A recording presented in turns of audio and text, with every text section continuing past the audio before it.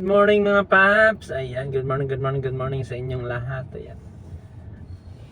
Ayan mga paps, katatapos lang natin na i-drop yung aking anak at may pasok. Akala ko rest ko ngayong araw, Sabado. Pero yun, pahatid pa dahil may pasok pa sila. Tanghali na. Okay lang yan para makita nyo rin mga paps yung traffic ngayong araw ng Sabado dito sa may Eastwood at sa may Katipunan C5. Ayan.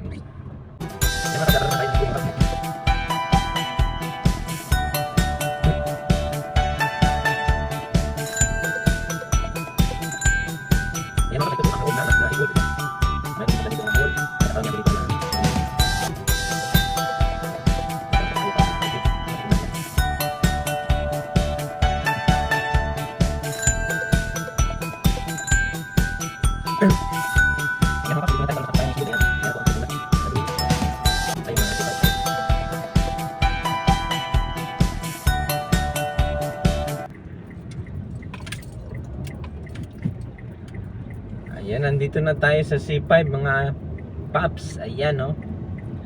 Yan ang ating traffic ko ngayon, yung update natin sa traffic. Ayan.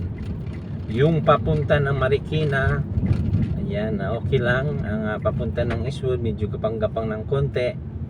Ayun ang Katipunan, ayan no. Paakyat na po tayo ng flyover mga paps, papunta ng Balara, San Juan. Ayan.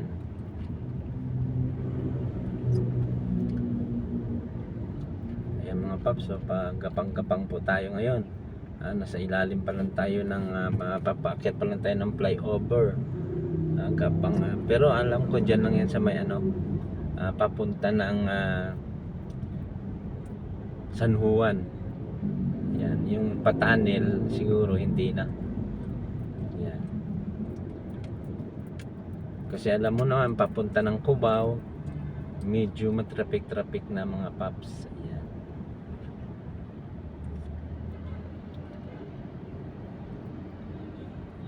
Kasi yung mga sasakyan diyan mga paps, yung nagkakanan ay sumisingit dito sa may Patanil.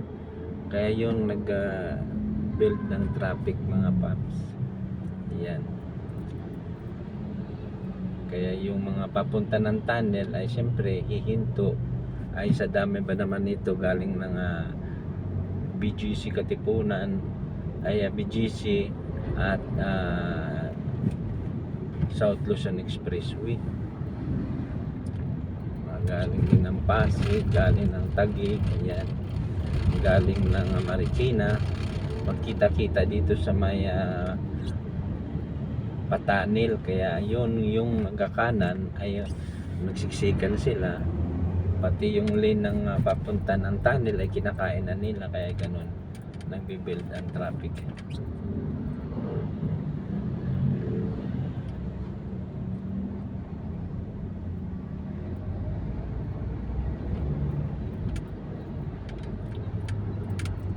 Ayan yung mga bumabiyahe ngayon, yung pumapasok pa ng trabaho dahil Sabado pa lang.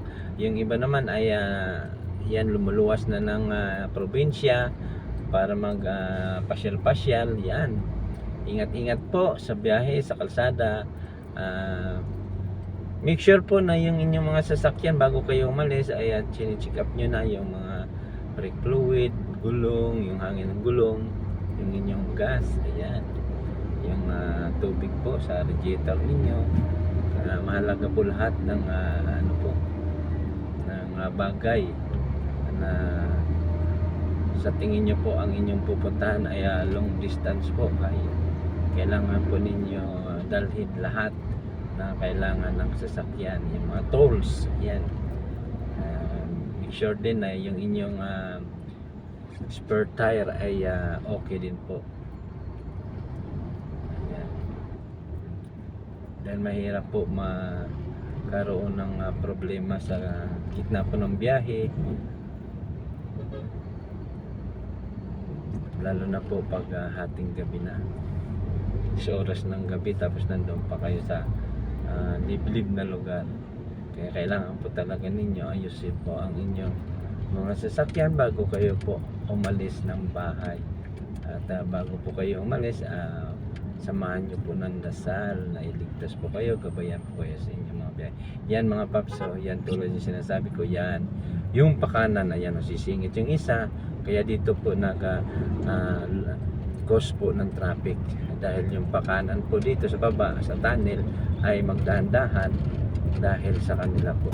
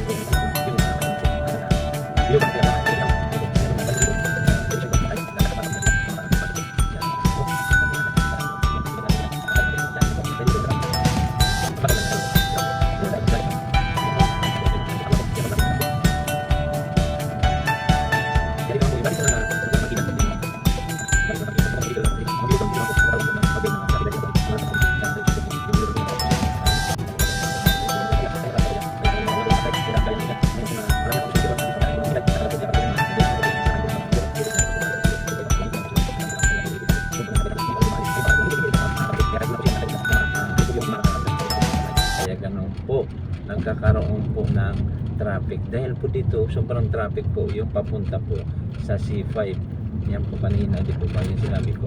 Yan po ay doon lang po yan sa may UP Town. Yun, yung papasok po ng UP Town sa may stoplight po doon. Doon lang po nagkakaroon ng build ng traffic. Kaya na po, wala na po dito. Dati, kanina po hanggang doon. Sa bagay dahil stoplight po eh. Yan. Kaya mahaba po ang traffic na nadudulot ng walang bigayan. Yung nagmamadali kahit stop na, itutuloy pa. Kaya pag stoplight pag nag-red light na, hindi siya makaabante dahil yung sa harapan niya ay nakahinto din. Kaya siya ang nagkukos ng traffic, yung gustong mag-abante na kung saan nakaguna yung kanilang light.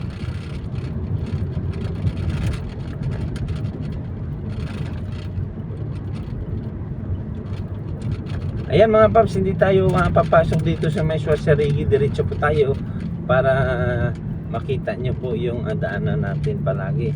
Ito po kasi yung Suasarigi po ay ano lang po ito, yung celebrity na ito ay shortcutan lang po. Yan, shortcutan lang po natin yan. Kung dito po ay matraffic. Yan, pero kung hindi naman po, para makita nyo lang po ay dadaanan po natin. Ito po yung diretsyo na ito, yung may flyover po dyan, ay yan po ay papunta po ng Mindanao Avenue, North Luzon Expressway, Balintawak. Yan po ang inyong daanan dyan. So dito lang po tayo sa may kanan dahil dito po ang labas po natin, Commonwealth, pauwi po sa bahay. Ayan po, nakita niyo po yan, yung flyover. Diyan po kayo pupunta kung kayo po ay pupunta ng Mindanao Avenue. Ito naman po sa kaliwa, pag gusto niyo po mag-U-turn pabalik po ng Libis, C5, ayan po. Diyan po tayo dumadaan pag wala na pong shortcutan po dito sa gina-U-turn po natin dito. Pag naghatid po tayo papunta po ng Eastwood. Pero ito naman po, binubuksan lang po nila kasi yan pag may tawag po doon counter flow pag Lunes hanggang Friday po yan. Kaya pag wala po yan, pag sinara po nila, ang pasok po talaga natin dito sa Suasarigi. Kaya yung kanina po nakita nyo dire-diretso po ka nag-U-turn sa Tandang Sora dahil hindi po tayo pwede pumasok po doon sa agad-agad po doon sa may papunta po ng Katipunan dahil po nakasarado. Ayan po, nandito na po tayo sa Commonwealth mga paps. Yan.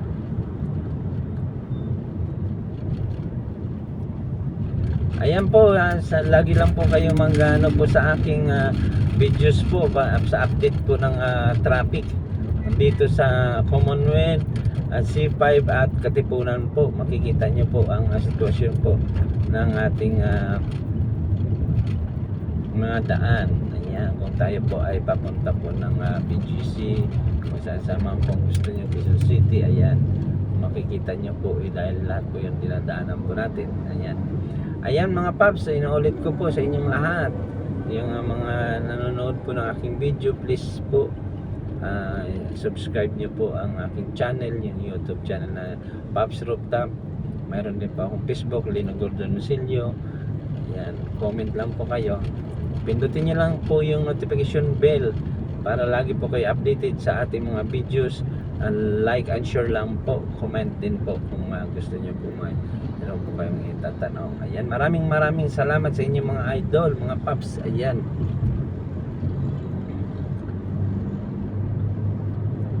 lagi lang po tayo mag-ingat mga paps. Ayan, inulit ko po, maraming salamat. Stay humble and God bless. Bye bye, thank you po, peace. Ayan, salamat mga idol. Huwag niyo pong kalimutan, Paps Rooftop, subscribe niyo po. Salamat.